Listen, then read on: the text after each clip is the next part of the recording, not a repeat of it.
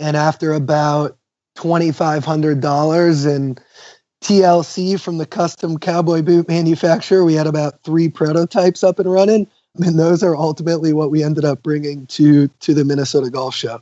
So you could imagine how those looked. The startup investment landscape is changing, and world-class companies are being built outside of Silicon Valley. We find them, talk with them, and discuss the upside of investing in them. Welcome to Upside.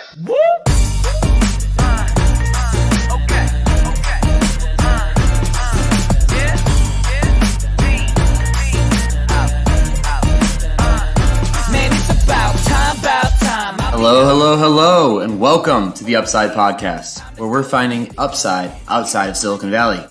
I'm Eric Hornum, and I'm accompanied by my co-host, Mr. Blue Man Group himself, Jay Klaus. Jay, how's it going, man?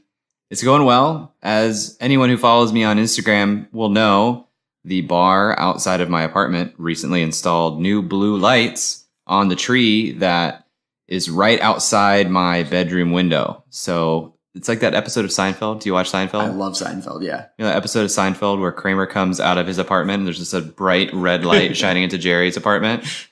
It's like that in my apartment, except blue. Good news is, blue is the color of light that keeps you from being able to sleep.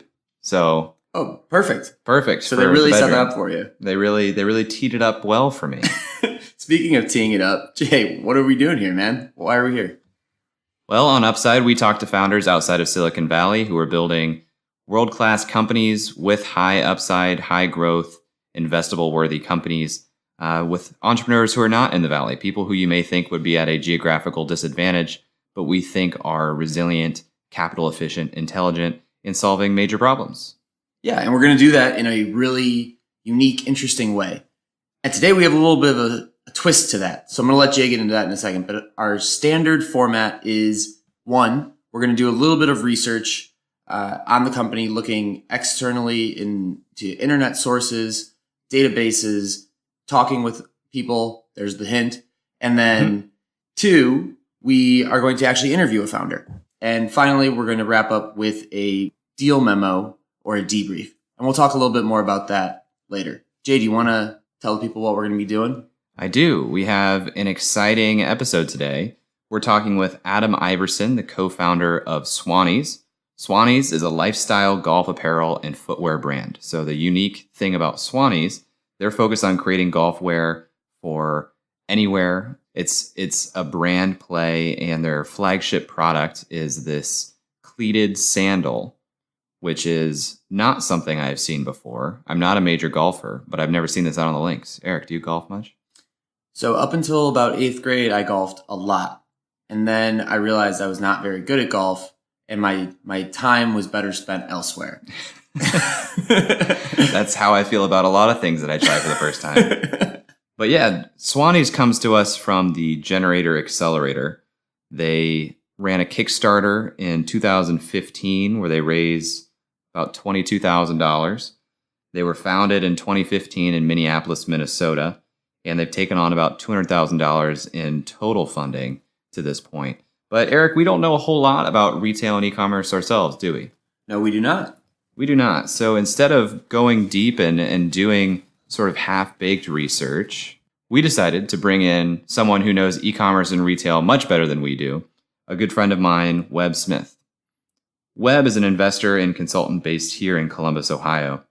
He's currently the director of partnerships for Cotton Bureau, which creates custom tees from the world's greatest graphic designers. And he's the founder of 2PM. 2PM is this newsletter that he's been working on for over a year that is read and regarded by folks in the industry, the e-commerce and retail industry, as the authority for trends and things that are coming into e-commerce and retail. Webb co-founded Mizzen & Main in 2012, and he led marketing there. Mizzen & Main has since gone on to be a major apparel company. And so I really respect his insight, and I knew that he would help us learn a lot more and have educated questions going into this interview with Adam of Swannies. Absolutely. And as we're about to jump in, it's of note that Mizzen & Main actually just sponsored Ricky Fowler, so he's wearing their stuff at whatever golf event is coming up. Mizzen & Main getting into the golf apparel business themselves. So this will be a really good way for us to quickly download a lot of incredible information. Really excited to have Webb on the show and to get into it. So you ready to talk to Webb? Yeah, let's jump into it. Webb, welcome to the show. Thanks for joining us. Eric and Jay, thanks for having me. I feel a little bit like Rick from Pawn Stars calling in my guy to come look at this thing and give me some insight into it. You are one of the guys to talk to in e-commerce. Can you give a little bit about your background and how you came to be one of the guys in e-commerce, how you fell in love with this area in general? Yes, I can give you the short story. I was in Austin, Texas. CrossFit was really big, especially in Austin. We started a media company around making essentially film, photo, and audio for the CrossFit community, the CrossFit Games community specifically. We built an e-commerce component around that. And that early on, we had a $150,000 seed investment by an executive at Dell. That really got us up and running, allowed us to go across the country, making great media. We had an international e-commerce presence, like low seven figures in e-commerce sales in year one. We sold that company. A lot of those guys ended up working for CrossFit HQ as videographers and media personalities and moved to Columbus. So long story short, I was the head of marketing at Rogue here in town, where I credit my learning of the nuts and bolts of real e-commerce. I mean, they are huge. It's high intensity. You have to be on your game. I learned a lot about SEM and SEO. That was my job. So I was there for a while, learning from Bill Hinniger and a few others, Katie Hinniger, who owned the company. And I left, ended up starting Mizzen in Maine with Kevin. That's still going strong.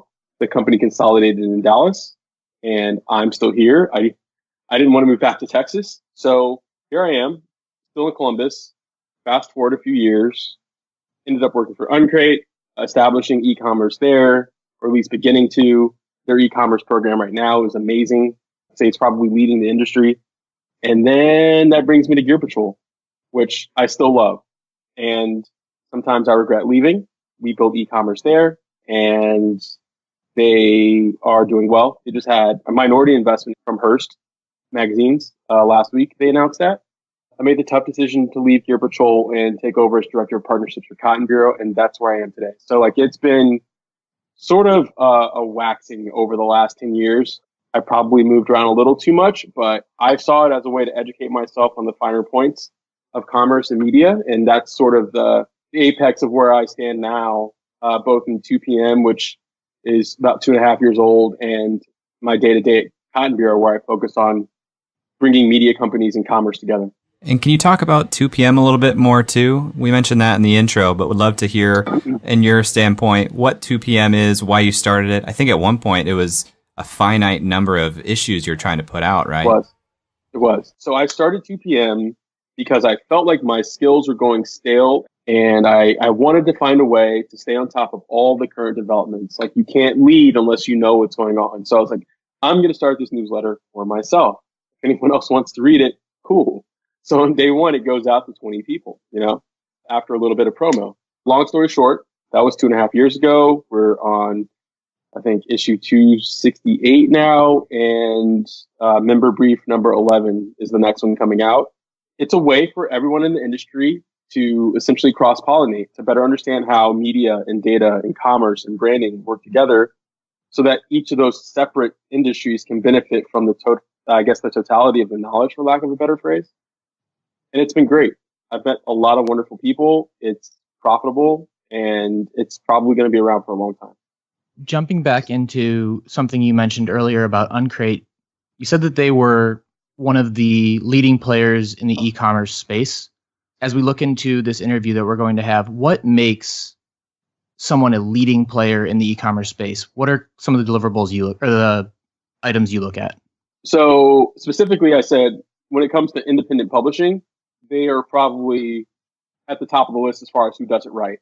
They've done a great job of synthesizing display ads, native ads, and essentially native product features that they are housing themselves to sell directly to consumer, right? These aren't affiliate sales. There's a warehouse that's shipping this out in the name of Uncrate.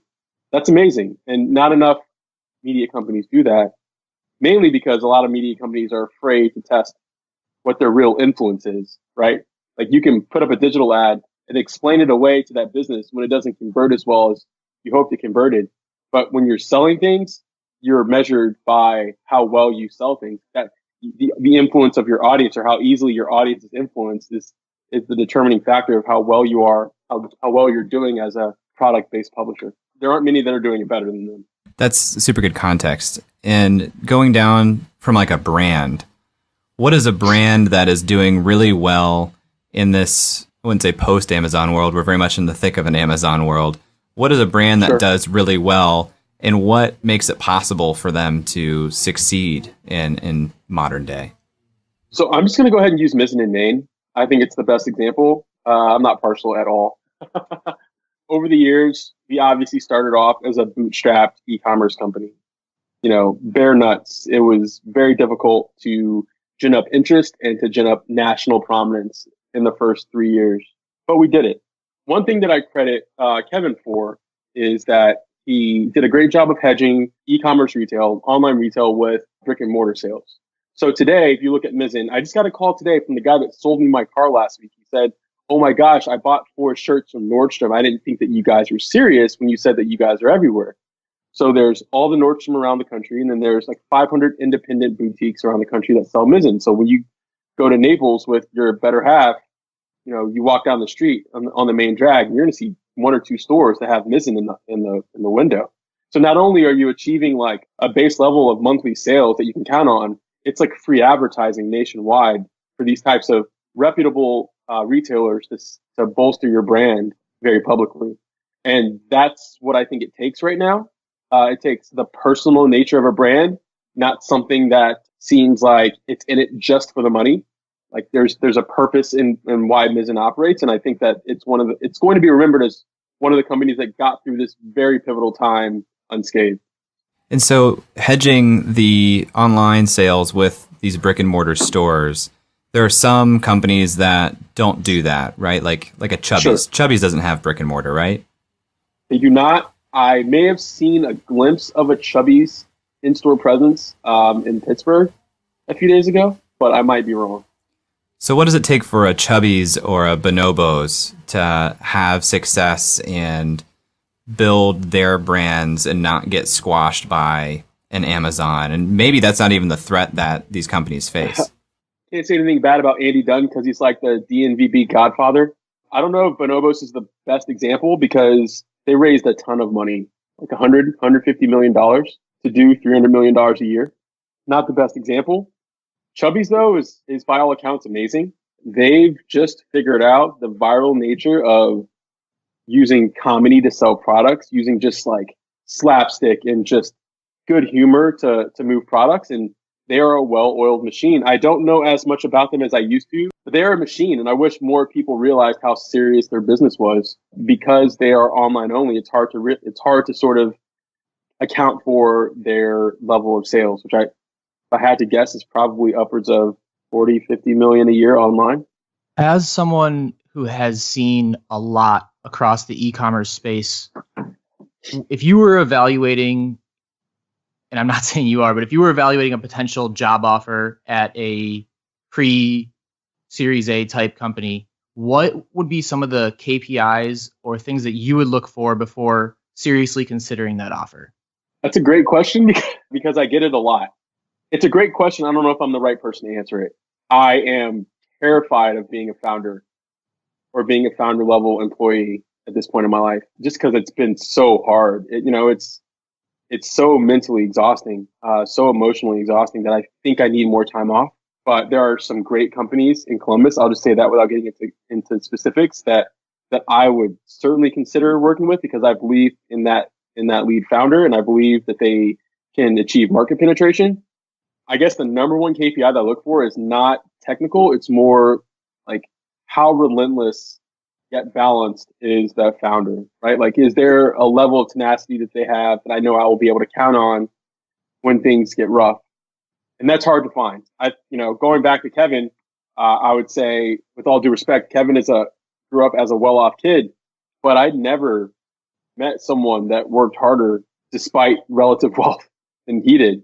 And like without that, especially the early stages where everyone's against you and everyone doesn't want you to fail, but they're so indifferent that it feels that way. Like you got to have that. That's where I sort of see it. Let's say a founder came to you and says, Webb, I've got this great e-commerce brand. We can even put it in the context of our guest today, Sure. Swannies.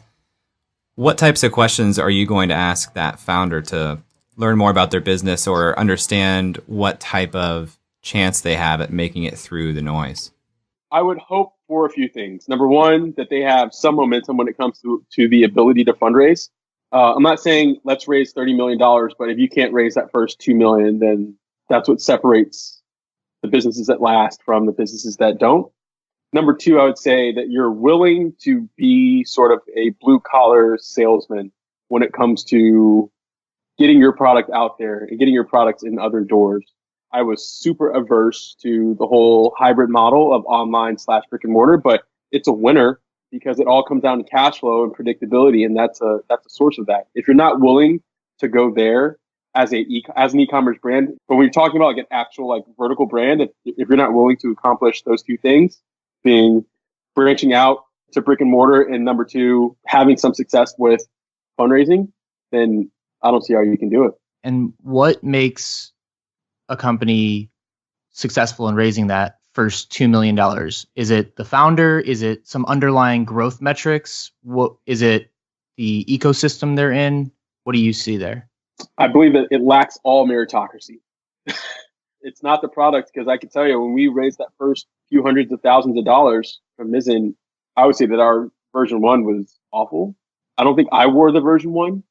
I think Kevin wore it because it was so near and dear to him that he felt like it was part of him. It's more about like who you know, how well you present, maintaining as few strikes against you as possible, and being able to handle the no's emotionally without cracking. It's a very rare package. Do you see more companies competing from the standpoint of, let's say, Mizzen? Mizzen had unique, almost technology that is their product, Sure. right? Whereas some companies, the product is good, it's comfortable, it's a good, product, but they're not necessarily innovating there. They're betting more on the brand. Do you think there is more opportunity in one or the other of those things, or is it all about the founder's ability to sell? I mean, you certainly need a differentiator.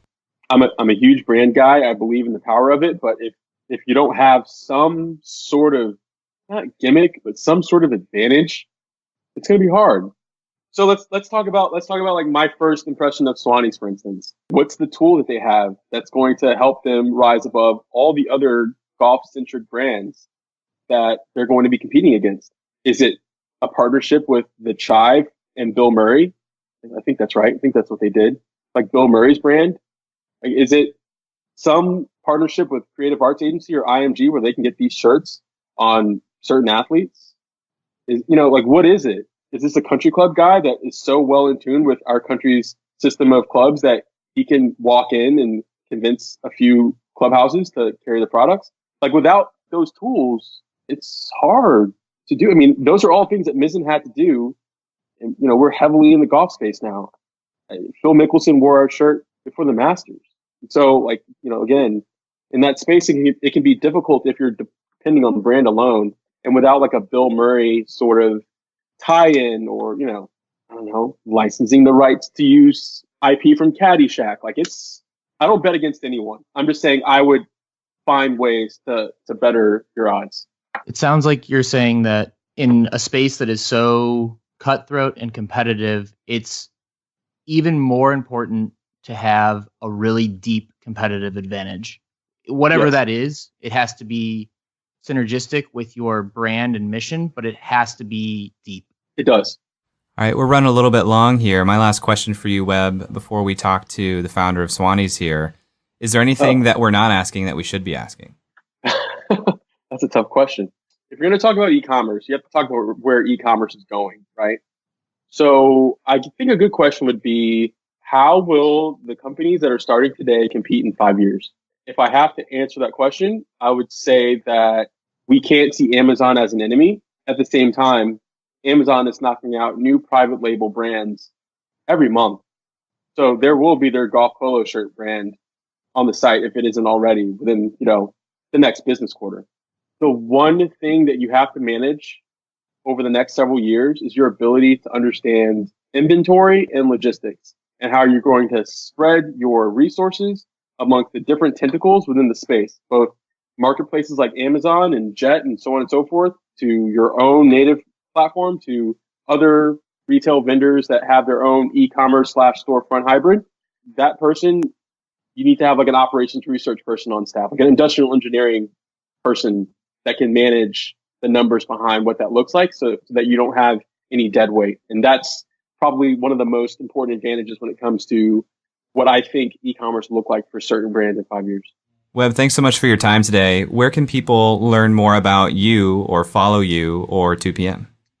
Great question. So I'm just at Webb, at WEB on Twitter. My pet project, my baby, is 2PML. That's just 2P as in Paul, ML.com. You can find me on LinkedIn at Webb Smith and on Instagram at the same name. Great. Thank you so much. Thanks, guys. Okay, Eric, so that was super helpful to get that insight from Webb. That's going to really help drive the questions that we ask Adam in this interview. Before we jump into it, wanted to touch on a couple other quick research-related questions. What did you find in terms of the market size for the golf apparel industry?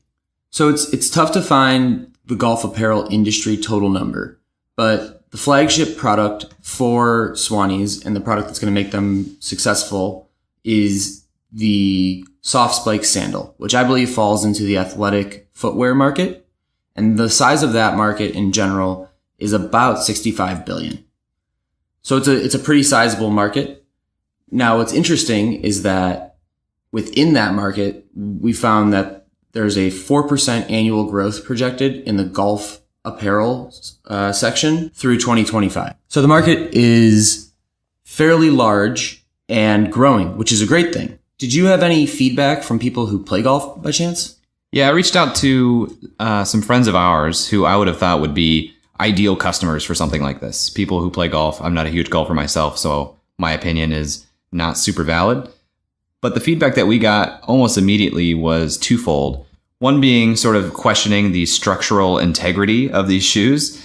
Is this something that with the torque of the golf swing, you're going to have enough heel support that it's worth the extra comfort if it's not going to support your heel in such a way that's going to help you with the drive that you need?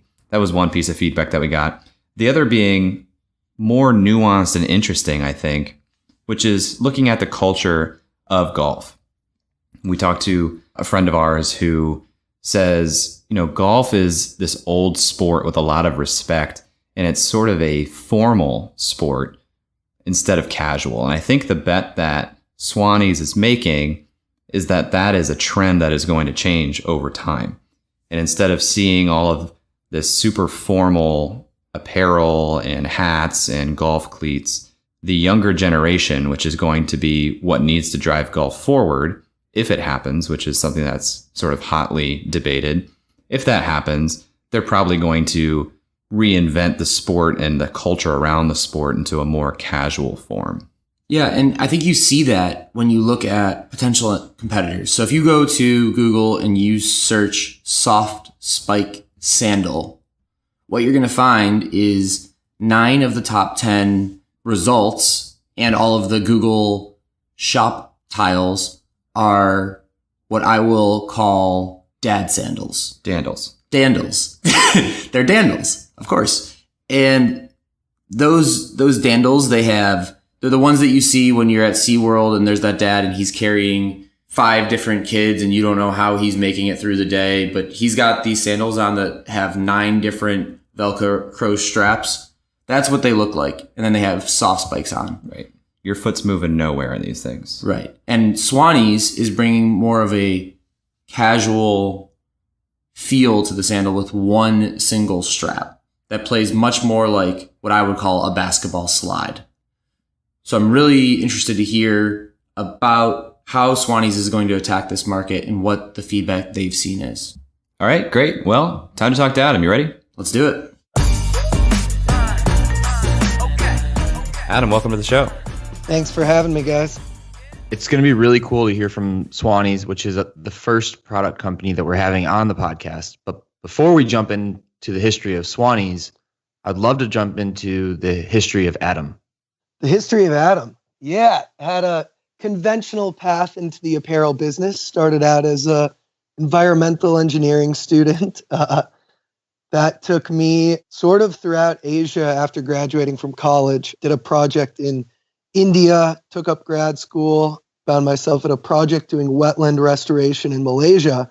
And actually, one of my old buddies from college, when I was back for the holidays, we had golfed, talked about what we were both doing. He was in kind of a corporate consulting gig, something that he wasn't absolutely sold on, kind of a common narrative of a young professional in corporate consulting, from my understanding.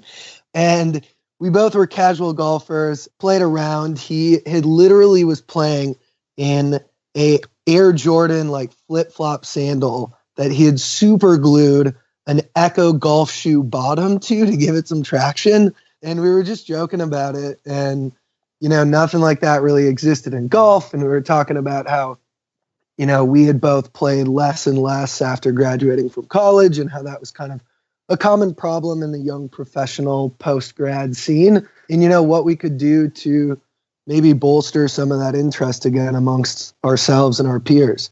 And so we thought it'd be cool to create what he was wearing in like a true sense.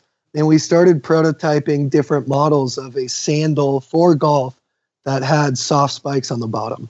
That led us to a prototype that we were comfortable with launching on Kickstarter. Did about, one of those classic 2-minute Kickstarter videos that, looking back on it, was incredibly cringeworthy, and are surprised anyone gave us money with what we were working with at that point. But yeah, we're successful on Kickstarter. Hit about, I think, 25 grand, which was enough to open the molds for, in the shoe game, you got to do 8 sizes, and was enough to open the molds for that and do our initial inventory purchase. And that was really the catalyst for our brand and our brand philosophy in a lot of ways. We debuted that product at the Minnesota Golf Show, and it was still just about as hideous as our video portrayed at that time. And what people really got excited about was our vibe and our story, and admittedly, a lot of it was just our logo, but us, taking a more casual, less stuffy, less pretentious approach to the game. And that resonated with a lot of people. And from there, we realized we had something more than, a silly flip-flop sandal. So something you just said was that after college, you had played less and less, and that seems to be a common thread among young professionals. Can you dive into why you think that is, or if you've talked to a lot of people in that demographic, what they say is the issue kind of holding them back? Yeah, generally speaking, across the board, but I think especially so with young professionals, it's time and money, right? You're generally moving for a new job in a lot of cases, are overworked and underpaid, and it's that kind of common narrative. Those are, generally speaking, the top 2 reasons people cite for not taking up the game, or for playing less after being relatively serious golfers. And that was definitely the case for both Matt and myself.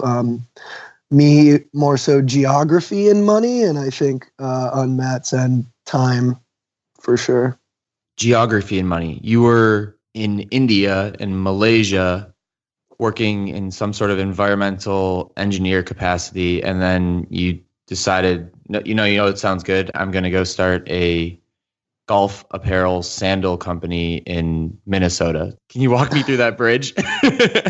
Yeah, I sort of skimmed over that transition, didn't I?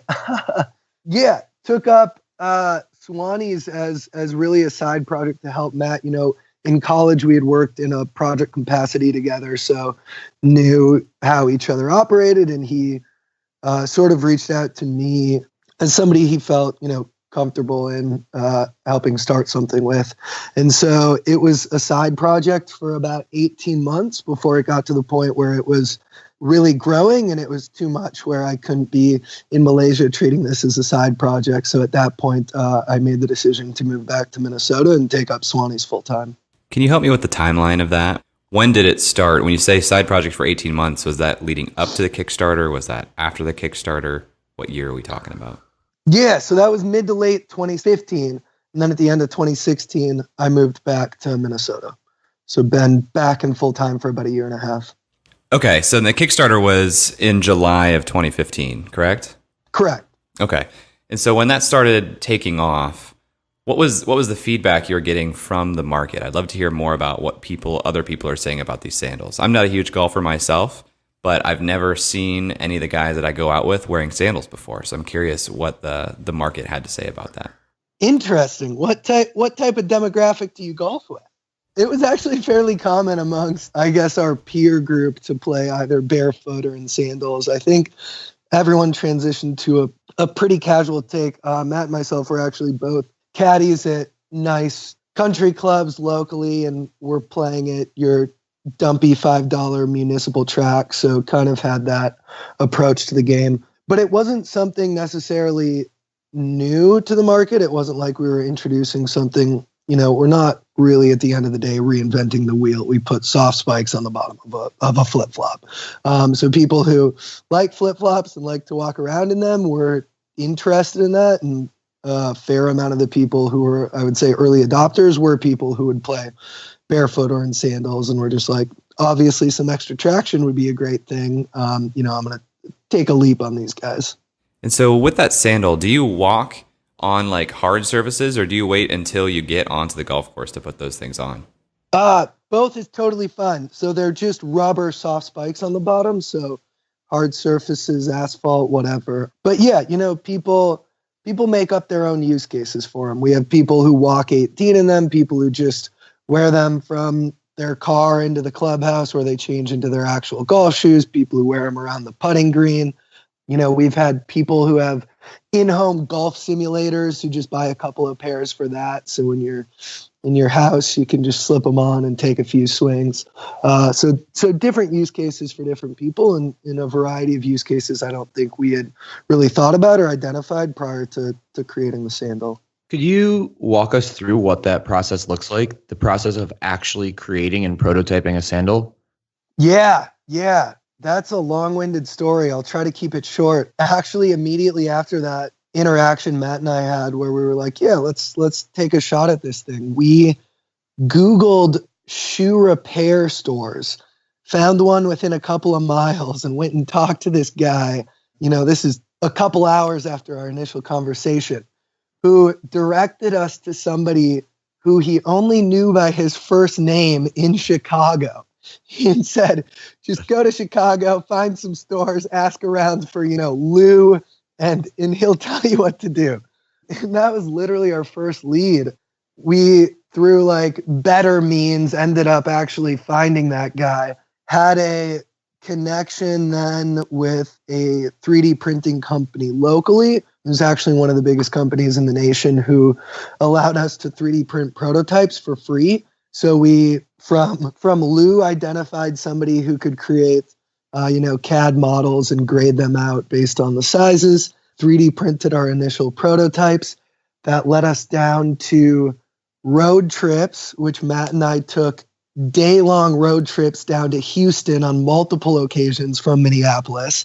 At one point for literally a 3-hour meeting, and turned back around and drove back up to cowboy boot manufacturer who would, of course, be in Houston, which was really the only place we could find in the U.S. who would do, one-off prototypes for us. That was kind of the next step from the 3D printed model.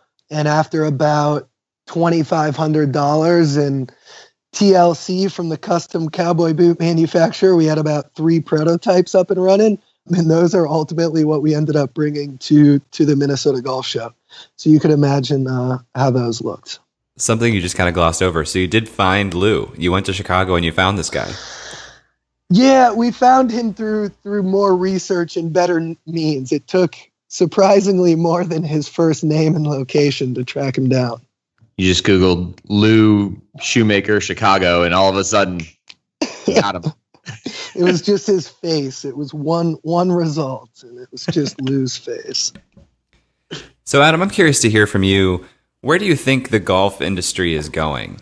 Is this something that, you mentioned young professionals are slower to get out on the course after they kind of go into their professional lives. Is it on the upswing? Is it on the downswing? Is it kind of staying static? What's the future of the golf industry with people coming up our age?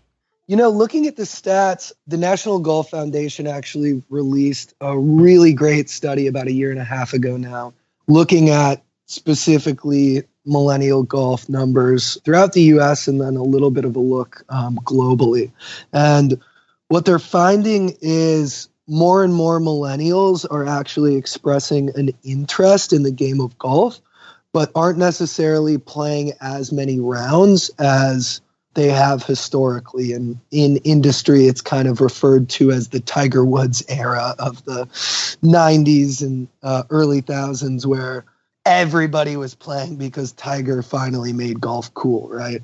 And so that did see a little bit of a drop off in what is now the post-Tiger era. But in a lot of ways, with some of the up and coming and now sort of more mainstream professional golfers, golf is becoming cool again in a way that, in kind of a new way, thanks to social media, really. You see a lot of these top professionals having incredibly active social media lives that they're willing to, share the ups and downs of the tour with their fans.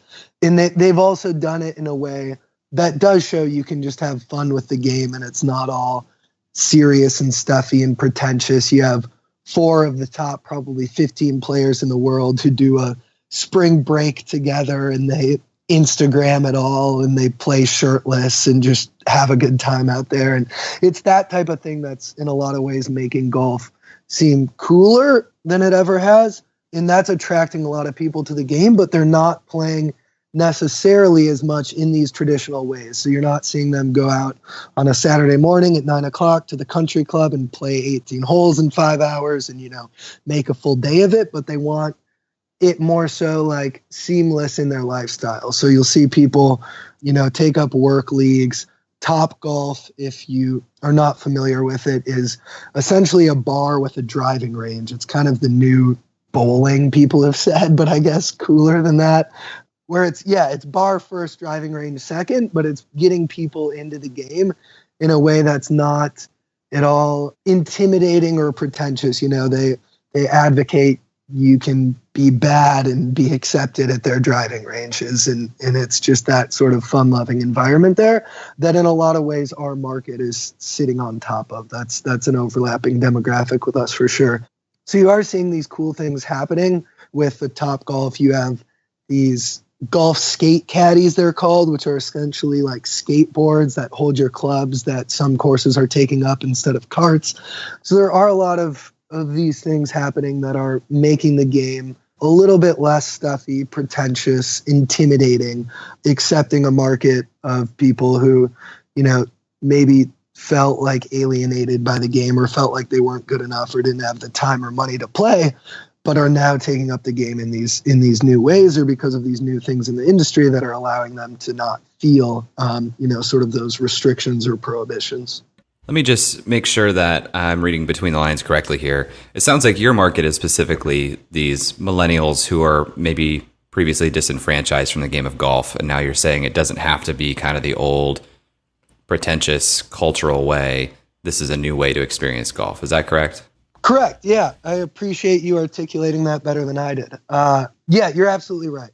It's young, casual golfers who, felt like they either, weren't accepted or invited to the game because, maybe they were not good enough or didn't know the lingo or didn't have the right dress, things like that.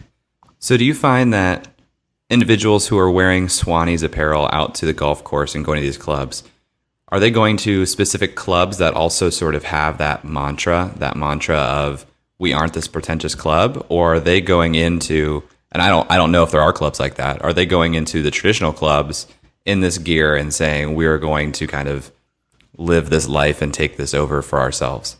A little bit of both. You do have pockets of members or regulars at these traditional clubs now who do have that philosophy, who are trying to move their club away from stodgy and traditional, you could say.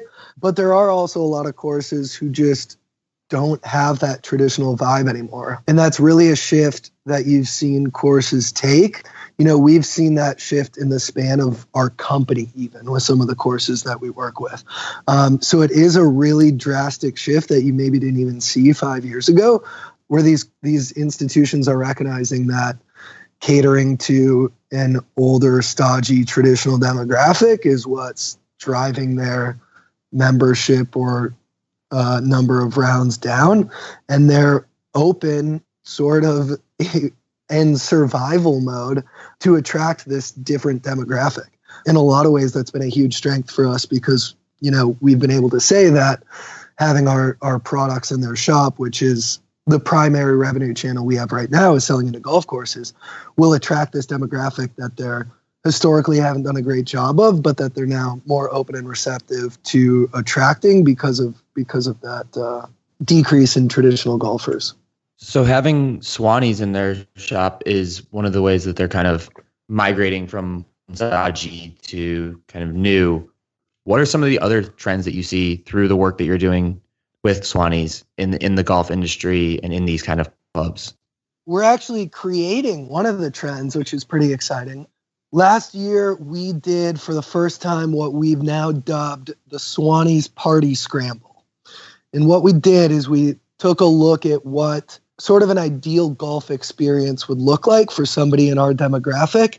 And if they said, you know what, I want to spend my Saturday golfing, like how would that look? It probably wouldn't look like what I said earlier, the 18 holes at 9 a.m, all buttoned up at your country club. Like what would it actually look like? And so we came up with some key points and we created this golf format that didn't previously exist and had this huge, full field tournament here in Minneapolis with that format. And what we did was we started at a brewery in Minneapolis, had everyone have a couple drinks. We had 3 party buses take us down to the course. When they got there, we had the music blaring from the clubhouse. We had our big inflatable swans, which have become kind of our informal mascot in the pond. Just had a real fun, sort of lively atmosphere. So you're greeted with that sort of non-intimidating, not stuffy, really fun, jovial atmosphere as soon as you get there. And then we did a 9-hole scramble format where every 3 games you had a different party game. So we did things like Flip Cup in the middle of, your 9 holes. And if you beat the team you were playing against in those party games, you got a stroke off that following hole. So it was a fun way to incorporate your performance in drinking games, essentially, into your golf score.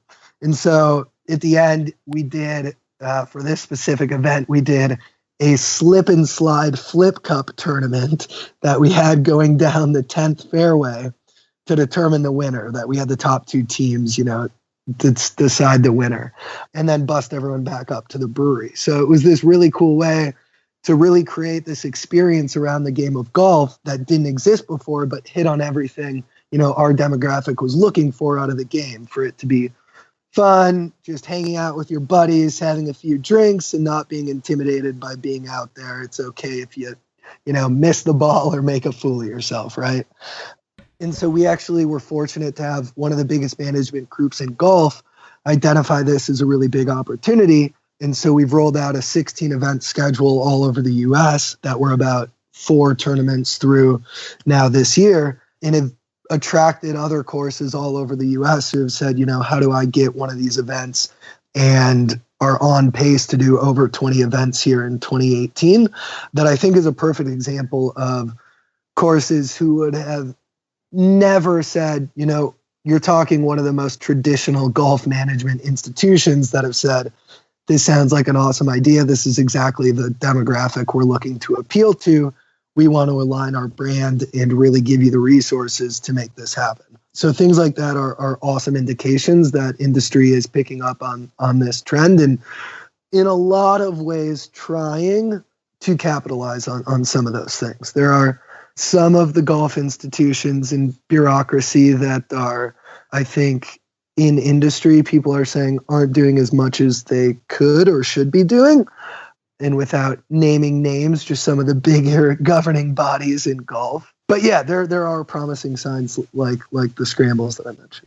So it sounds like to do those scrambles, the clubhouse is probably shutting down or closing the course to other players. Is that true, or are they playing alongside these party scrambles? Correct. They're shutting it down. So it's I mean, in that sense, it's not unique. For these events, you have what they call a shotgun start. So you have a person a team starting on each hole. So yeah, they are shutting down the course for these events. And what does the model look like for you guys as Swannies to bring that there? Are they paying you guys a fee to kind of do the logistics and the marketing, or are you just hoping that drives sales of the apparel at the clubhouse? Yeah, so we host registration for these events on our site, and the participants are paying us directly, which is, a cool way to get payment up front as well as capture the information of each of the participants and people who are just driving traffic to that site. And then we pay the course, generally speaking, about half of that registration fee, and the rest goes to mostly covering our logistics costs, correct? So we have sort of started out with these events saying that they're purely kind of a break-even marketing lever for us, and if they are, a good conduit for us to sell our apparel, that's kind of the goal. Who do you guys look at as, because you're kind of like creating almost a new attitude in an old industry. Who are you guys looking at as like role models out in the space that may have done this elsewhere? Or who do you guys look to say, they just did something really cool? Can we do something like that at Swannies? The more traditional example we have is a company called Travis Matthew, who we don't really mind giving plugs to anymore. We follow in their footsteps pretty well. They started in 2007 and actually just got acquired by Callaway last year for $125 million, which is really awesome validation that, some of the bigger players are recognizing this sort of trend in the industry. And they were kind of the first to pioneer golf attire for work and play. So on and off the course, younger, kind of cooler demographic, still ended up in a market that was catered a little bit older than us. So their primary demographic is about 40-year-old guys who want cool cash apparel. And I think one of the best examples of how our markets differ, last holiday season, they ran a promo on their site partnering with an electric bike company selling like $3,500 electric bikes. So like a little bit older, a little bit more expensive stuff than we have in clientele that they're after. So they're one that we follow pretty closely, but try to differentiate ourselves in some of those ways by being a little bit less expensive, catering again to a little bit younger demographic, and then also having styles that sort of resonate with that group a little bit more and pushing the envelope a bit more than they traditionally have. And I think those party scrambles is a great example of that. Apparel is something we kind of haven't dove into yet. You have the sandal side of things, and that kind of kicked everything off at Swannies. You have the events, and that seems to be the new marketing kind of push, exciting thing happening. But then there's also like some sort of apparel play here. Can you talk a little bit about what you guys are doing in that space? Yeah, absolutely. So our apparel is our primary business right now. I think the sandals were the brand catalyst, but make up, no more than 15% of our revenue right now. So we, use that philosophy that the sandal really like grew around itself to create a full apparel line. And that was really because we sold these sandals into golf courses and recognized that there was, a need and a desire not only in the footwear space, but also in apparel more generally for something that attracted this demographic, something that was for younger people who were taking the game more casually and wanted something at a price point that wasn't, a lot of these companies are selling a polo for $80 to $110. And so we developed our apparel kind of around that same brand niche that the sandals represented. Can you talk a little bit more about what you just said as far as the sandals are about 15% of your revenue, apparel is a little bit more. Can you talk about the traction you've had to this point and what that looks like for you guys? Yeah, absolutely. So we were in about 15 to 20 golf courses, primarily with the sandals in 2016, as well as, with some crappy t-shirts and hats that we had made up. And the response was actually fantastic. We got reorders from every one of those courses, and we took that as a huge sign that we needed to invest more into growing our really product portfolio. And so at that point, given that I was living in Malaysia at the time, got a contact with a really good manufacturer, actually through one of our mentors there who married into a Taiwanese family who happened to have a athletic apparel manufacturing facility in Taiwan. So I ended up bouncing over there a couple of times, establishing a pretty good repertoire with them, and they took us on, kind of as a family friend favor at the time, and ended up, we have so much gratitude for that because I think we have them to thank for making that step from sandals and crappy vendor apparel to a real full-fledged apparel company. So once we had a full line, we introduced that. Really last year was our first true line of apparel in spring of 2017 into about 125 courses. To date, now 13, 14 months later, we just hit our 350th golf course account. That's really interesting. What we didn't know coming into this interview is that you guys were selling in golf courses. I had sort of erroneously assumed it was all online sales. So can you talk about the importance of brick and mortar to your strategy? How much of your sales are online versus in these golf courses?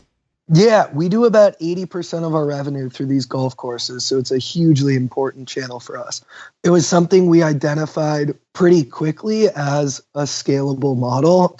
We can basically, with error bars, of course, but identify a region, find out just by looking at the course demographics in that region, maybe 30 to 50 courses in that area that we think would be a demographic fit. And essentially from there, it's just a sales funnel, hounding them on cold calls, getting meetings with the decision maker, and then meeting with them and introducing them to the line.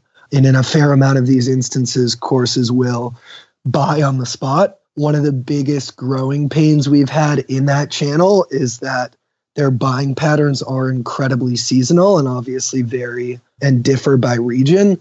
So identifying the correct time to hit up these buyers and to make these calls is something that's still kind of a learning process, but is probably the best thing we've done to increase our conversion in that sales funnel. And it's got to the point where we do have a really, really good understanding of identifying a region and identifying those courses and knowing how many of those will make a purchase from us in any given area.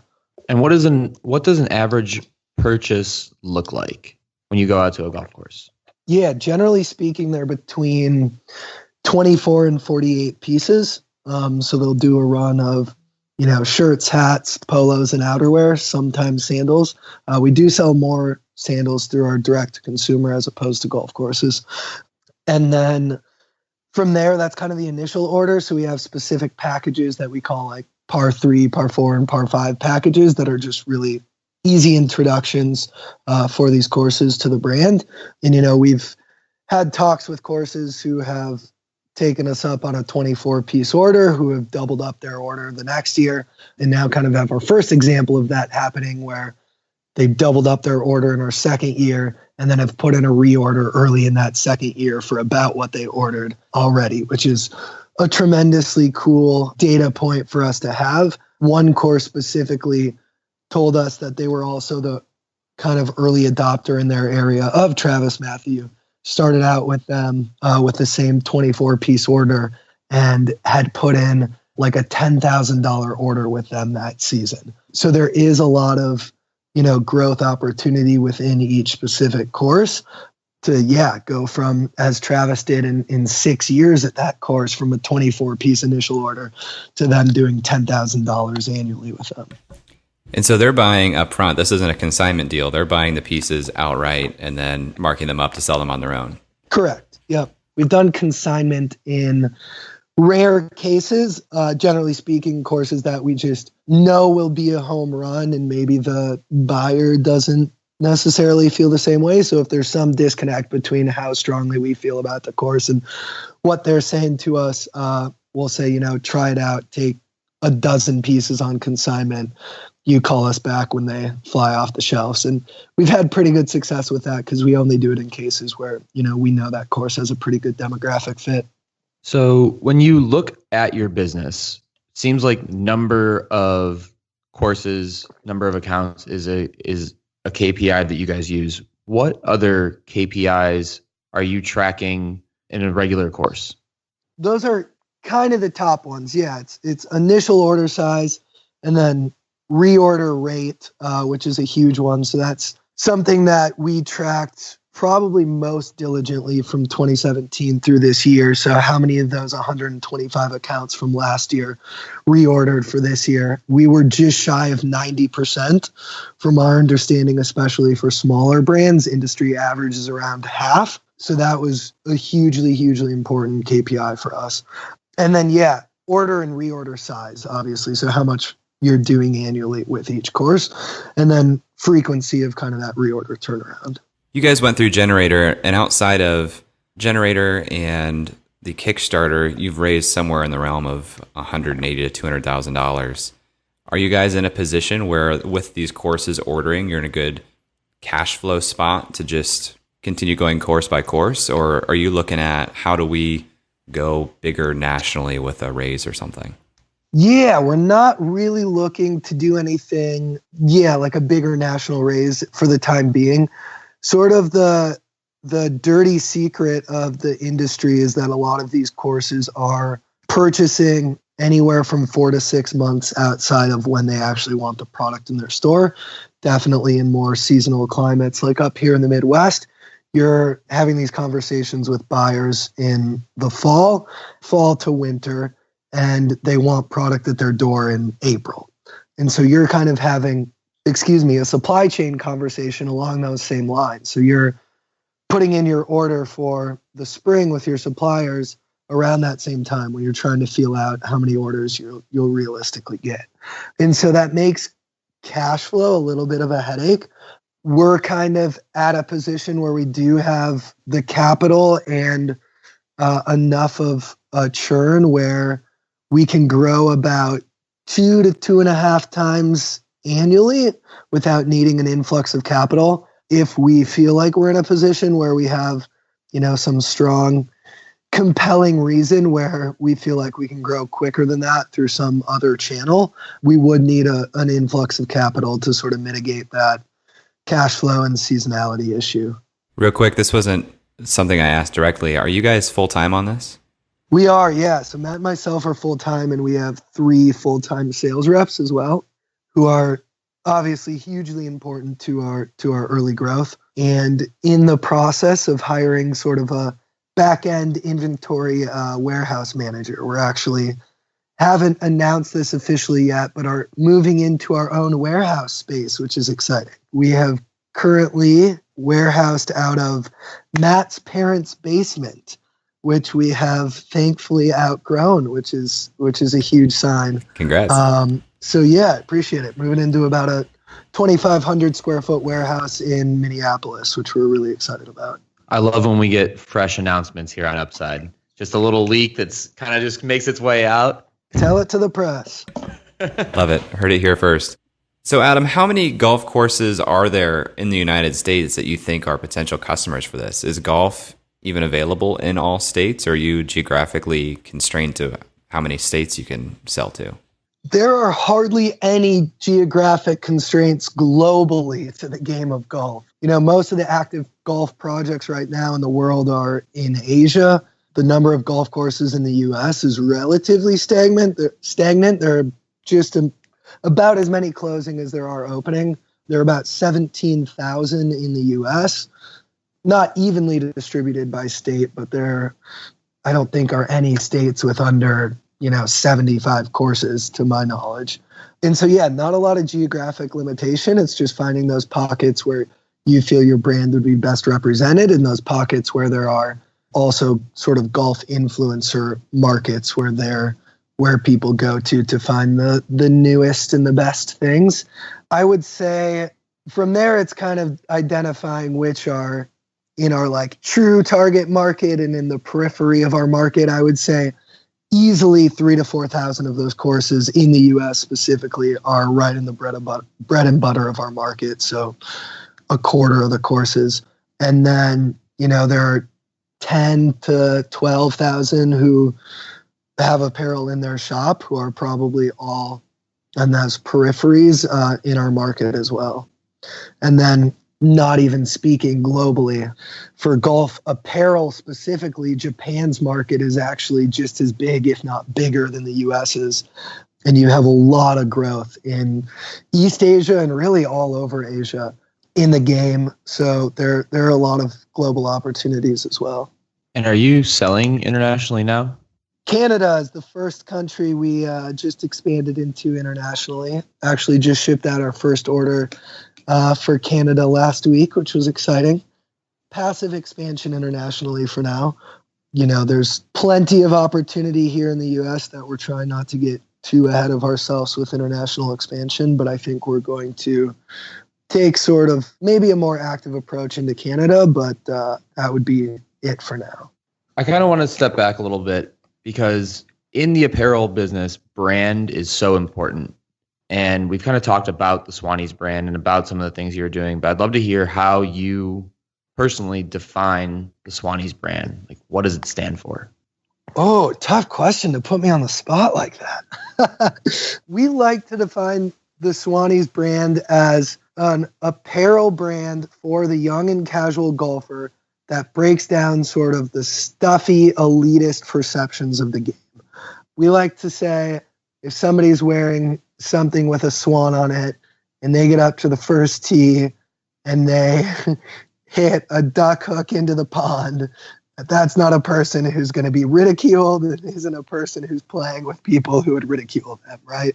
So we kind of have this internal chart that's evolved, I think, in a really cool way that sort of articulates some of these prohibitions to acceptance in the game and all of those things that are making the game intimidating and stuffy. And it's things like, I mentioned a few of them earlier, but like down to the lingo of the game, not knowing how to talk about the game of golf, not knowing what a handicap is, not knowing what your own handicap is, you know, even down to what car you drive into the golf course parking lot. There are just so many of these stereotypes within golf where you have to be so buttoned up. You have to know the lingo. You have to know your handicap. You have to drive your Beamer into the golf course and pop your trunk automatically and have somebody take your bags out. You know, there are all these things that we've started articulating and sort of categorizing, and we say, you know, anything that breaks down one of these prohibitions or goes against one of these sort of norms or stereotypes is something that in some ways we want to be involved with or our brand associated with. I like it. To your point, I'm not a golfer because the few times that I did go golfing, it did feel a little elitist, and I did not play well. I did duck hook or whatever you called it, I did hook it into the duck pond. That's a duck hook. Duck hook did not play well, and I don't like being in a situation where I'm not doing well, and then also, you know, feeling judged for not doing well. So I relate to the story that you're telling right now. Yeah, nobody wants to pay a bunch of money and spend a lot of time to feel embarrassed and intimidated. It's just when it's not a comfortable experience, you get people who are, you know, young professionals like we talked about, no longer wanting to play. Eric, if you didn't have any more questions on the brand front, something that I wanted to step into is our question of building a company in the Midwest. What has that experience been like for you guys building this in the Midwest versus, I don't know if there are any e-commerce or retail hubs in the United States. Obviously, Minneapolis has the Target Accelerator, and you guys are right there. But is this a strategic decision or one of, you know, you guys were just born and raised there? Admittedly, it's the latter. I think it has been relatively cool for us in a few different ways. Our competitors, Travis Matthews, one I spoke to, Link Soul is another one who we don't mind giving a shout to, are both Southern California based and sort of have this ingrained cool cash surfer culture into them, you know? And so we've been able to take kind of the Minnesota lake life culture that hasn't gone as, you know, mainstream, if you will, and integrate it into our products in a way that does feel more genuine than us trying to, you know, set up base in Southern California and say that we're this hip new surfer skater type brand. So we have played off of that, with a Swanee and Swan logo. That's helped us out quite a bit, having these sort of Midwest lake roots. On the, more business, not industry side of things with raising capital, I do think it's still a little bit of a nascent capital market for, things that aren't traditional to Minneapolis or the Midwest. Minneapolis is, if you have a med tech company, probably the best place to try to raise capital. For golf apparel, maybe not so much. That said, there are a lot of industry folks in the Midwest and in Minneapolis, specifically around golf. The founders actually of Golf Galaxy, which was one of the biggest golf retail companies that sold to Dick's Sporting Goods probably 4 or 5 years ago now for about $250 million. They both are on our advisory board and close contacts of ours, and one of them lives 2 miles away from where I grew up here. So, I think it really is industry specific still here in the Midwest. But thanks to organizations, like Generator, there is a little bit more or a growing number of institutions or angels that are coalescing around these organizations that is helping to make sort of that link between these angel and fund that do exist out there and some of the startups who are looking for capital. I think that more so than a lack of angels of funds was really the missing link. So you have the founders of Golf Galaxy on your advisory board. That sounds super helpful. From a retail or apparel standpoint, who do you have as mentors or someone that helps you navigate that world? Yeah, the Golf Galaxy guys are great. And then we draw heavily off of, for product and product design, it's what we see happening in the industry and how we can aggregate stuff that we really do like and how we can iterate it on a way that's truly unique to us and more in line with our brand. So we do draw a lot of inspiration off of what's happening in industry. And, we like to say our closest mentors and advisors on the product space are the catalogs of some of our competitors, and drawing that inspiration and seeing what we like and don't like and how we can do it better. We have met close mentors who have been sales reps for some of the bigger brands. One of the national sales accounts or managers rather for Callaway is someone who's incredibly close to us and one of those, daily call type of advisors for anything that comes up. So the closer we get to finding mentors and advisors who are intimately involved in the golf space and sort of the channel that we're most actively playing in right now, which is the golf courses, the better we've been able to take their wisdom and run with it. I want to do a little looking towards the future, unless you had any questions on that, Eric. But I wanted to look and see, let's go 5 years from now.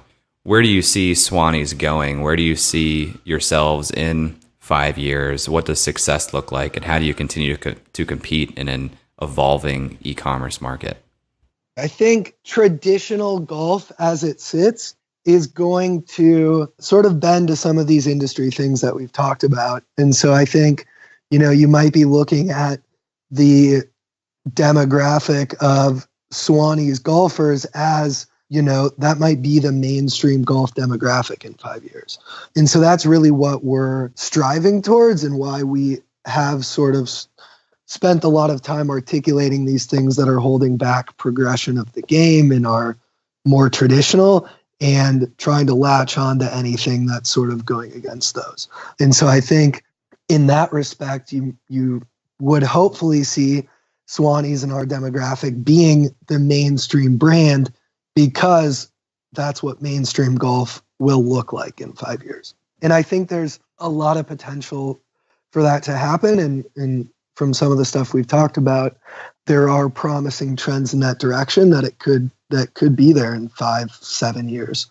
And so that's really what we would like to see. And we would like to, looking back on it, say that Swannies was a brand that aided in this progression of golf in a way that helped save or revitalize the game.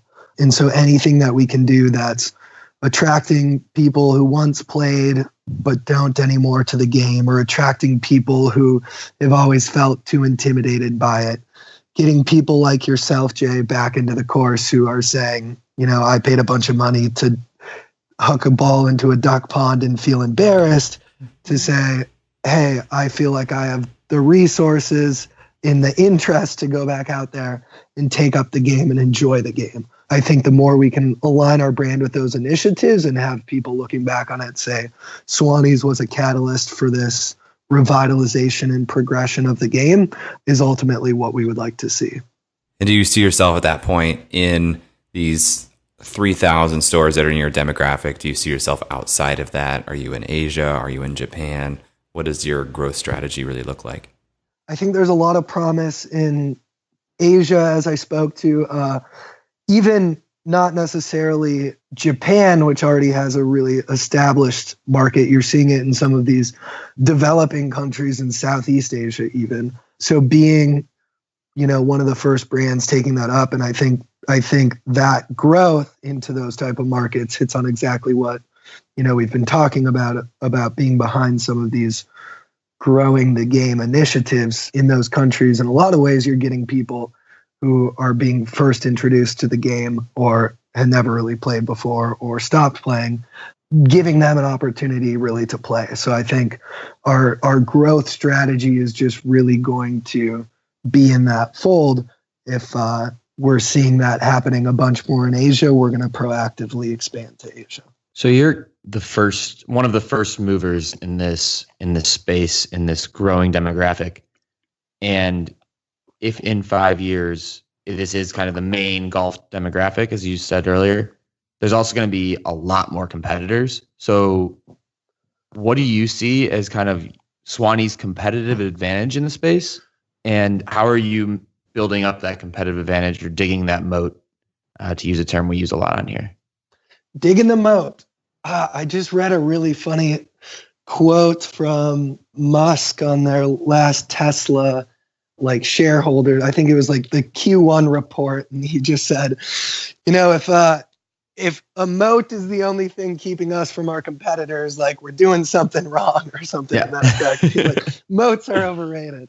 But no, obviously there's a lot of validity to that. I think we've shown and kind of proven through our product portfolio and these things that we're introducing that we have been able to recognize opportunities or trends and to capitalize on them in a way that maybe our competitors haven't yet, or obviously, yes, there will be competitors out there that don't exist today.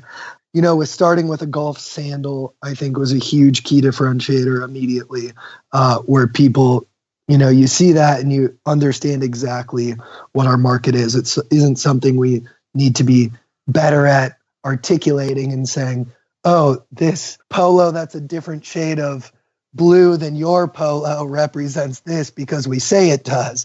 It's tied into the products that we do have. And then, one of the things we had a lot of success with last year, we did a heavy push of selling mesh back hats into golf courses, which obviously everyone in our demographic is wearing, but traditional golf companies don't really do that because they're not really golfy. So huge success with that. Had probably our highest reorder numbers from courses in all of 2017 from mesh back hats. And then introducing these party scrambles that we talked about. That's something that we identified as a format that is perfectly in line with what our customers are looking for and that nobody has done before. It's a format that we made up. And just the traction that's seen and how many participants have said it was the most fun they've had playing golf before, and how many courses have expressed interest in, taking us on board to run one of these events.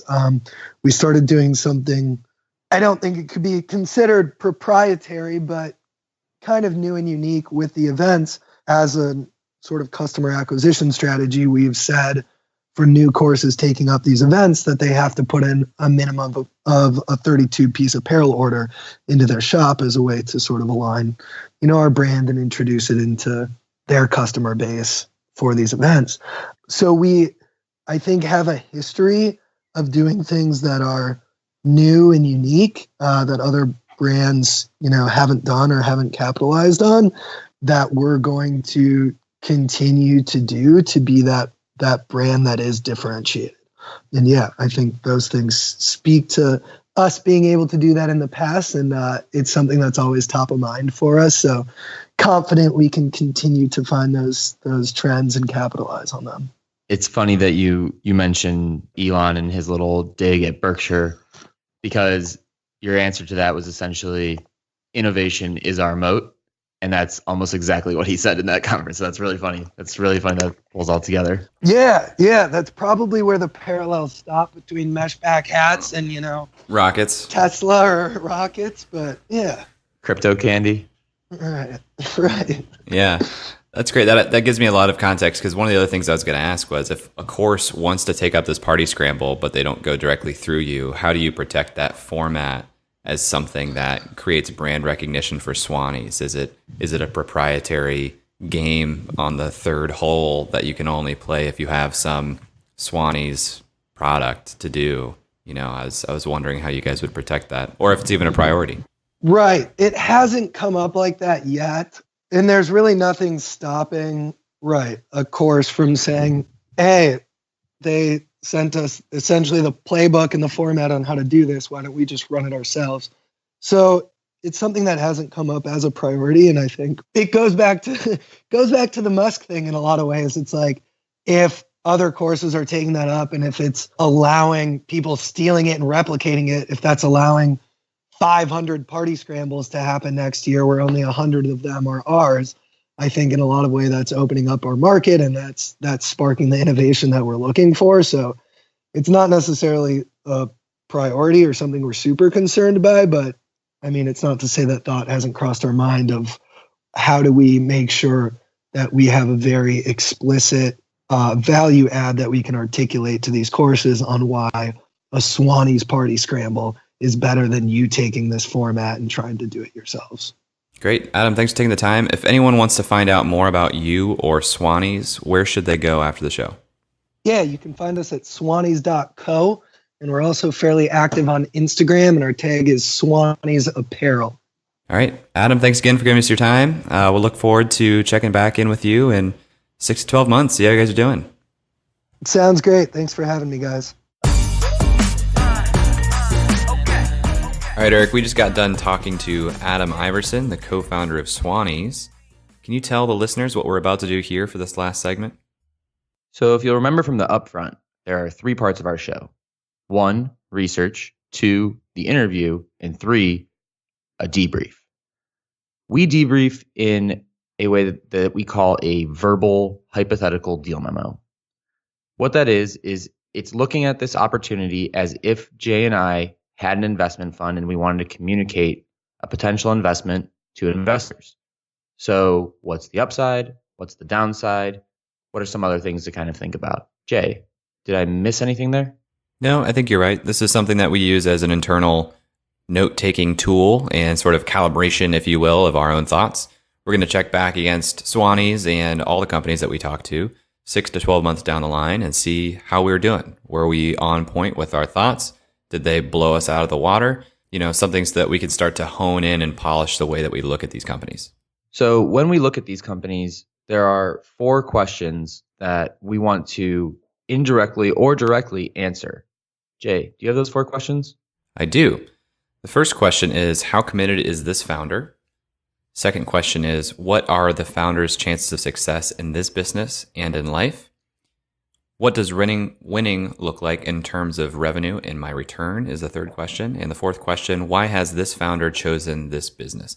We probably won't speak to those things completely explicitly, but those are implicitly the 4 questions that we're asking ourselves as we're evaluating this opportunity. So Eric, do you want to start with any one of those? I'd actually kind of like to start more thematically here. So if I think about a potential investment in something like Swannies, the thesis to me is that you are investing in the changing of an industry, right? So the pie is getting redistributed. It might be growing a bit as well, but it's essentially a redistribution of the type of apparel that's out there right now. So I think that that's a fascinating model that we really haven't talked to as much on Upside, where it's closer to a zero-sum game than maybe a new marketplace would be. Would you agree with that?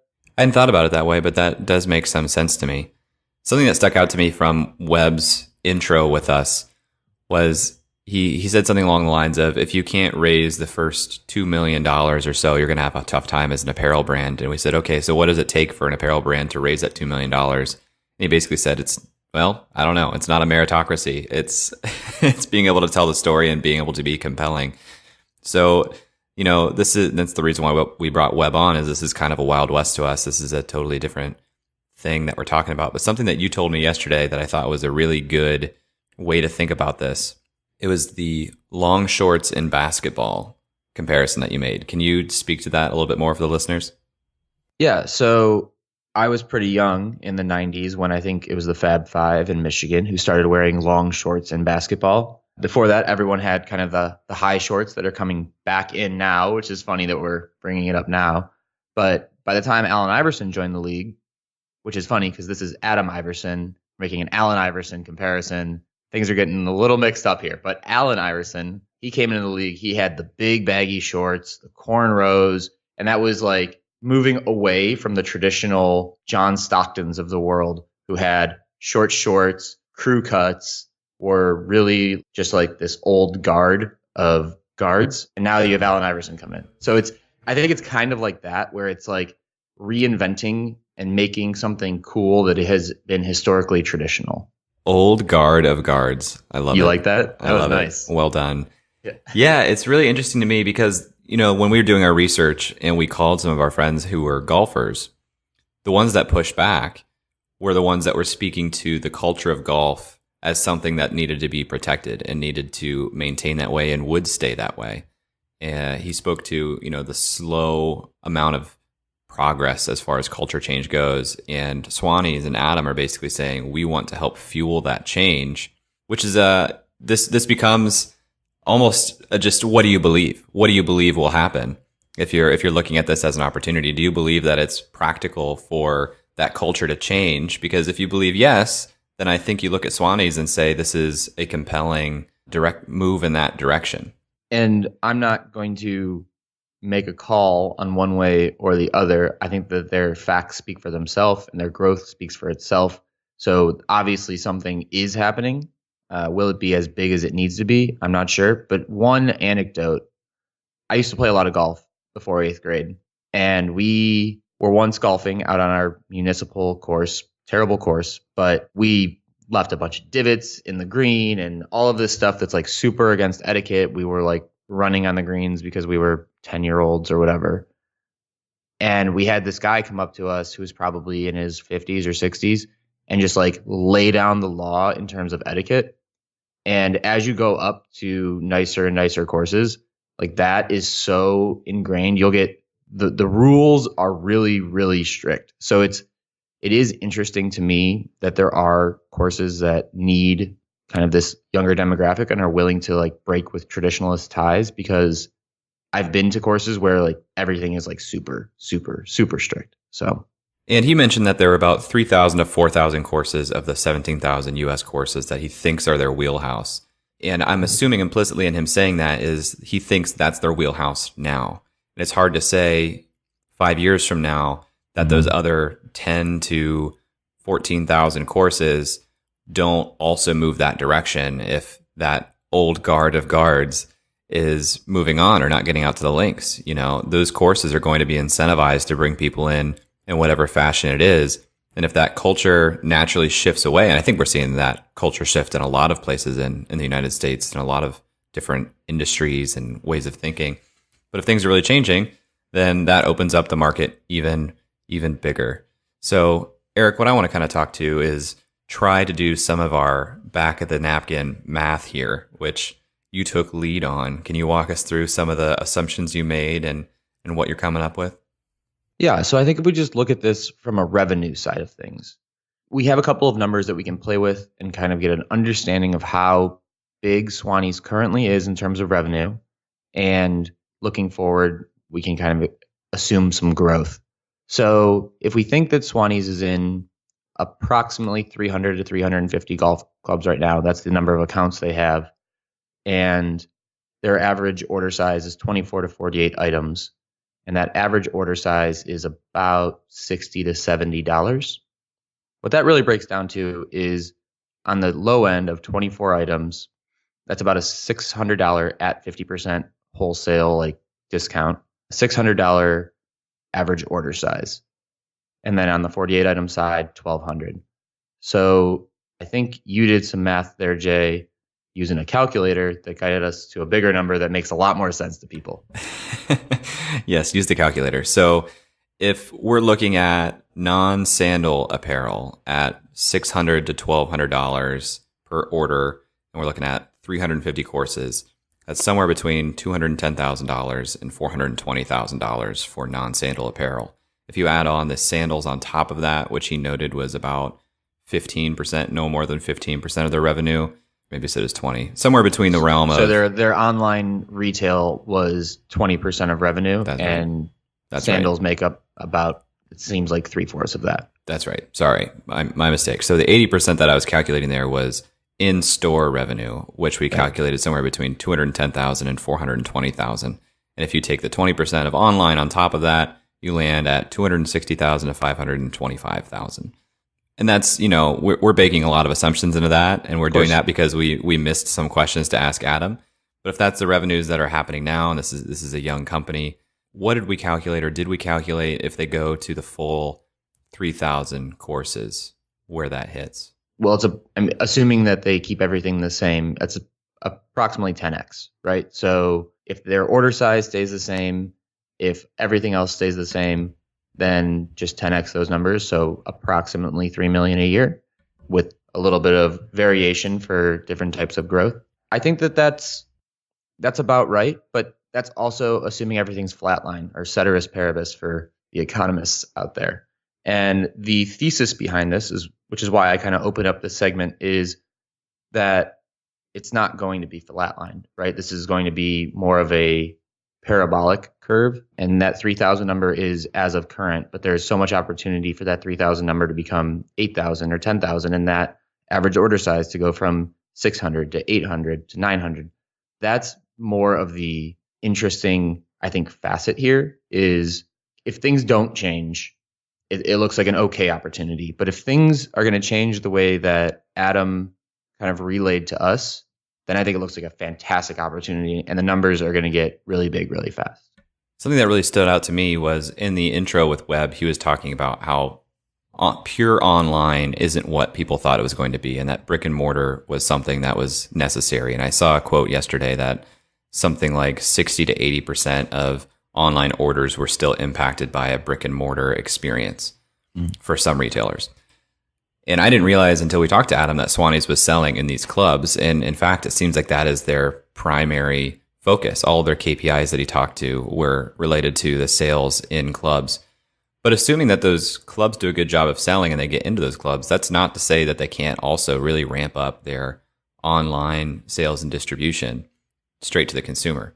My guess is at their stage, and having only raised in the ballpark of $200,000, going pure B2C online can be an expensive proposition. So they're probably seeing this as, we can sell 24 to 48 pieces to a club, and we've already prospected out where those are, and we can sometimes sell on the spot. So to me, that sounds like that's a revenue first approach, which is something we see in the Midwest a lot.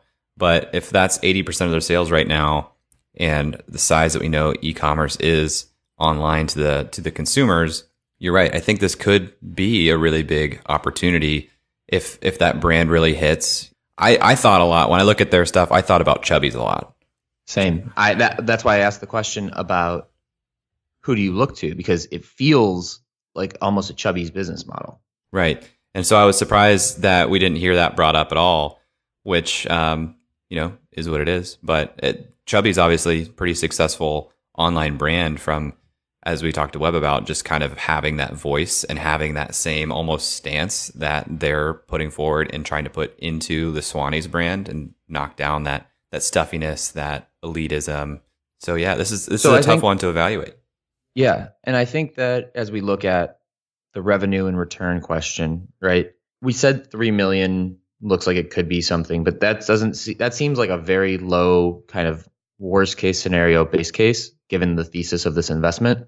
And it would be something much higher. So I think we can look at maybe more of a comps model instead of a bottom up analysis and look at what Travis Matthew sold for.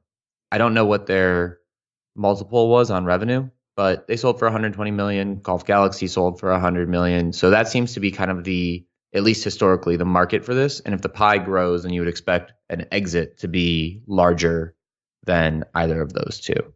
And that number, that 3 to 5 million that we're talking about, is assuming only clubs and only domestically and only the 3,000 to 4,000, So he's already talking internationally. They're in Canada. He talked about Asia and Eastern Asia a lot. He talked about Japan. So if they're already thinking globally and this really hits and this becomes a brand, it could be pretty big. Yeah. Are we going to see you in some Swannies gear out there, duck hooking or whatever?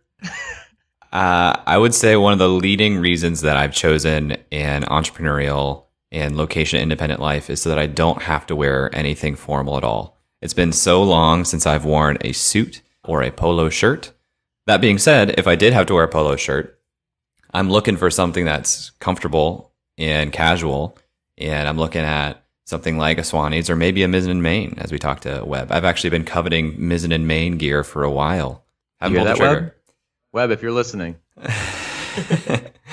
But again, since I don't wear formal clothing, it just seems like I'm not going to get my money's worth out of it.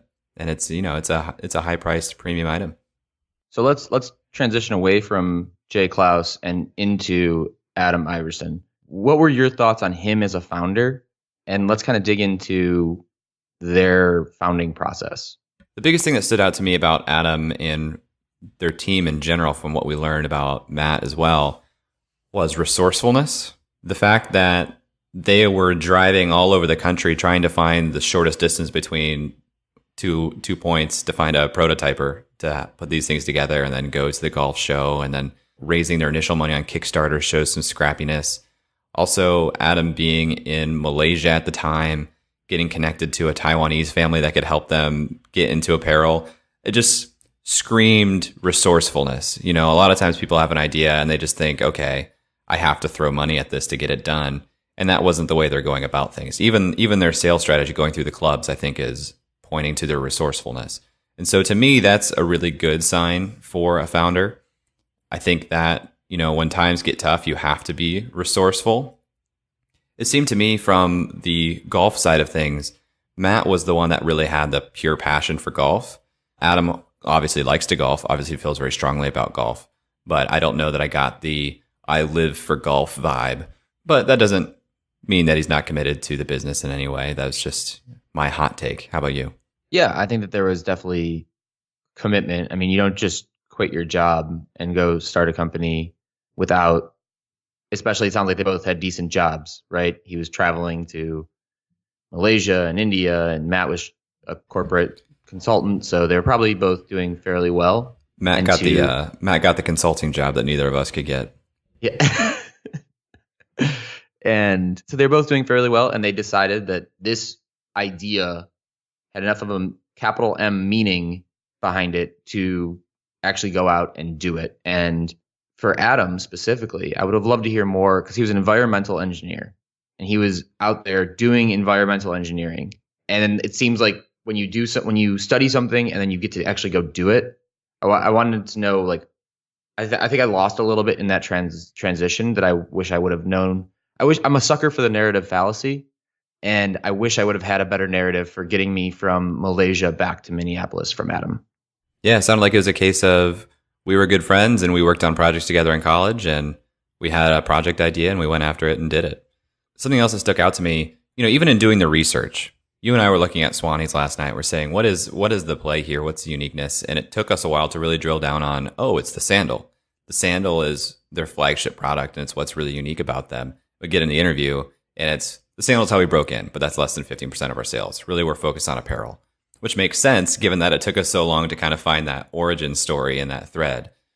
So to me, the shadows, as we'll call them, of concern going into the interview and wondering, why are things this way, were immediately addressed and spoken to directly. So I felt good.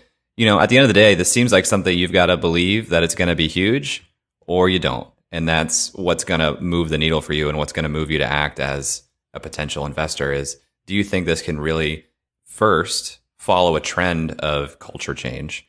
B, can it help empower and, fuel that culture change? Is that culture change going to happen? Those are things that you just have to believe if you're looking at this as a high growth type of deal.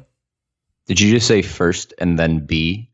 Like, what kind of numbering system is that? Yeah, I mixed up the You're right. Is that the door over there? Should I go? So where do you see Swannies in 6 to 18 months? I feel like this is a trap because I know you did some of this math too. So if they're growing 2 to 2.5 times per year, they can be, just tell me, just do the math for me, Eric. 6 to 18 months from now, how many clubs do you think they'll be in? I think it's just easier to do annualized numbers if they're growing at 2x. So if they're at 300 now, they'll be in 600 in 12 months, and then in 24 months, they'll be in 1,200. So they're a third of the way to complete market penetration for how they see the market now. If that growth is the same, if they go to 2.5x, they're probably closer to halfway there. Okay. So we're looking to see what is their market penetration. Is that reorder rate sticking around? They said they had a 90% reorder rate from the clubs they're in now. That's great. Is the average order size increasing? That would be good. I'm still really curious in online sales. Are they starting to see more online sales? That's something I want to see from this business, because it would stand to reason that if it is having success in brick and mortar, that's slowly, creating brand awareness and brand presence, and that would move people to order online potentially, unless there's some pricing difference between the two. But to me, I'm looking at those two factors. How many stores are they in? Is that reorder rate staying at the same rate? Is the size of the order increasing? And how's the online channel doing? How about you? So I'm a little bit more interested on the cost side of things, because it doesn't sound like right now there is a need to raise additional capital or to leverage investor money to expand. And I believe that is because they have low overhead, though they just increased it based on a Upside release. I don't know if you guys heard that in the interview.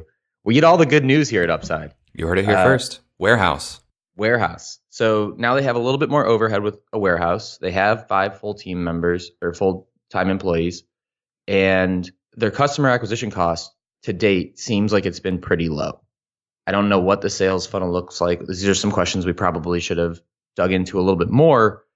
But what I'm really interested in 6 to 18 months is, did they just chop off the easy fruit, kind of the low-hanging fruit, and they really are concentrated around, because Minnesota has probably hundreds of golf clubs. So as you expand out of your home territory, the cost and sales lead time to bring on a new club, does that increase or decrease? So I'm really interested in kind of the 6 to 12 to 18 month trend that we would see in terms of their golf club acquisition costs, because that is their main reoccurring revenue stream. And it would be interesting to see 6 to 18 months from now, what does their funding look like? Maybe they'll get somewhere 6 months from now and they'll say, actually, we need to raise, because even if it's not necessary to go at the growth rate they're doing now and to get into more shops, it would stand to reason that a capital infusion would help with the cash flow that Adam mentioned, and B, be an accelerant for growth, which if this is a big opportunity, which we're saying is a potential upside of this, there will be more competitors that come out of the woodwork. And if there are more competitors, chances are one or more of them is going to be more highly capitalized. So be interesting to see 18 months from now where they are on the fundraising mind and how that's affecting their growth. Awesome. Well, great interview. And I love that we had our first product company on. I'm looking forward to having more product companies on. Yep, I'm with you. Thanks again to Webb Smith for joining us. If you want to follow Webb, you can find him on Twitter @Webb. You can also find his newsletter 2 p.m. at 2pml.com. If you guys have thoughts for us, we would love to hear your thoughts on Swannies and the opportunity presented here. Tweet at us at UpsideFM or email us hello@UpsideFM. We'd really love to hear your thoughts on this one. It's pretty complex. I think that's it. Eric, am I missing anything? Well, I think we got to get out to the links. Let's get out to the links. Let's do it. That's all for this week. Thanks for listening. We'd love to hear your thoughts on today's guest, so shoot us an email at hello@upside.fm or find us on Twitter @UpsideFM. We'll be back here next week at the same time talking to another founder in our quest to find upside outside of Silicon Valley. If you or someone you know would make a good guest for our show, please email us or find us on Twitter and let us know. And if you love our show, please leave us a review on iTunes. That goes a long way in helping us spread the word and continue to help bring high-quality guests to the show. Eric and I decided there were a couple things we wanted to share with you at the end of the podcast, and so here we go. Eric Hornung and Jay Klaus are the founding parties of the Upside podcast. At the time of this recording, we do not own equity or other financial interest in the companies which appear on this show. All opinions expressed by podcast participants are solely their own opinion and do not reflect the opinions of Duff & Phelps LLC and its affiliates, Unreal Collective LLC and its affiliates, or any entity which employ us. This podcast is for informational purposes only and should not be relied upon as a basis for investment decisions. We have not considered your specific financial situation nor provided any investment advice on this show. Thanks for listening, and we'll talk to you next week. Never mind, bro, that can't be matched. I'm lighting it on fire, used to run victory laps, and still I'm not even tired. It's all about the timing, yeah, that's what they say. Well, I'ma keep on